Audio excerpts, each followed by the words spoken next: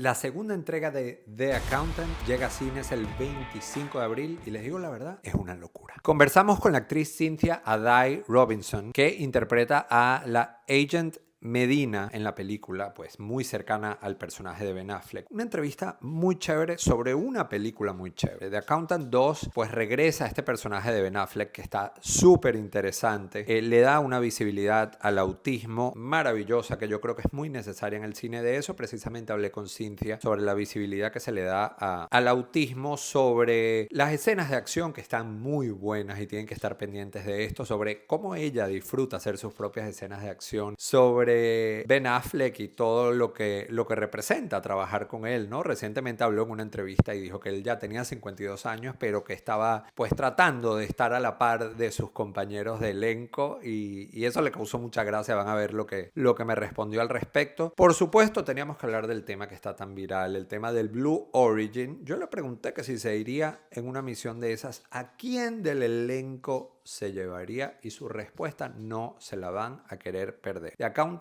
2 regresa a los cines el 25 de abril. Está genial y esta es mi entrevista con Cynthia Addai-Robinson aquí en popticular.com. Cynthia, how are you? I'm doing really well. Excited to talk to you. So, The Accountant 2. Where would you say Agent Medina and Cynthia, the person, meet? Which traits would you say you guys have in common?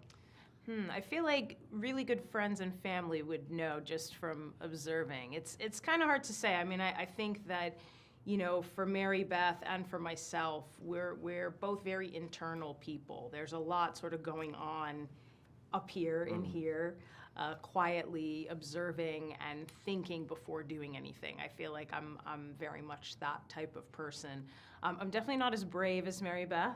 I don't know if I could work at the Treasury Department. I don't know if I could literally kick somebody's ass or you know, at least try.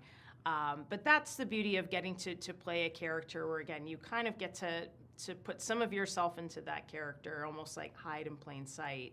But then you get to be bold. You get to do things that you wouldn't do in your ordinary life. Yeah, I was reading an interview with Ben Affleck, and he was saying that I'm 52, I'm just trying to keep up with the cast. They're all so excellent, and the stunts and the action sequences, I'm just trying, you know?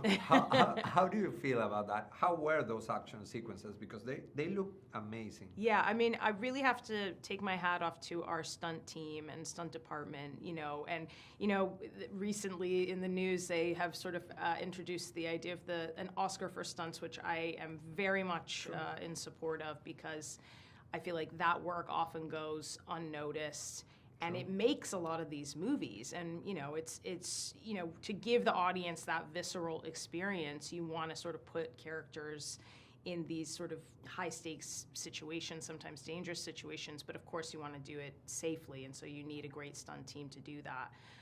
I love doing stunts. I love getting the chance to do it, and I think having the discipline to train, you know, myself and my co-star Daniela Pineda, we have an amazing stunt sequence. And in order to do it justice, we started training before we started filming, because, you know, we want to make sure like this, you know, is going to be as amazing as we know it can be. Yeah. And Ben needs to give himself more credit because he's doing just fine.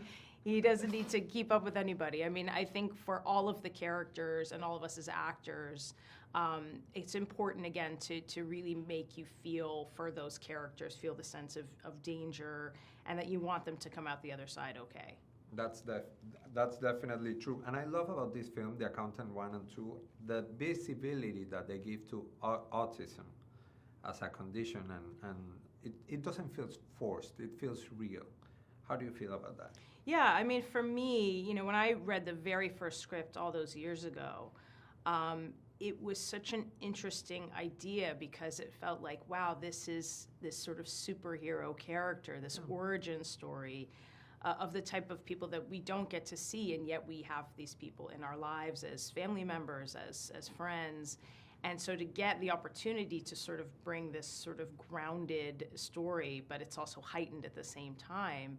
And when you're doing a sequel, obviously you've got to sort of make everything even more heightened and bigger. So I think the audience, the reason why I get stopped all the time over many years by people telling me how much they love this story and how much they love these characters is I think people want to see a reflection, again, of the people in their life. And so neurodivergency, just to kind of see that represented in such a sort of like, you know, interesting way with this story and with the character of Christian Wolff.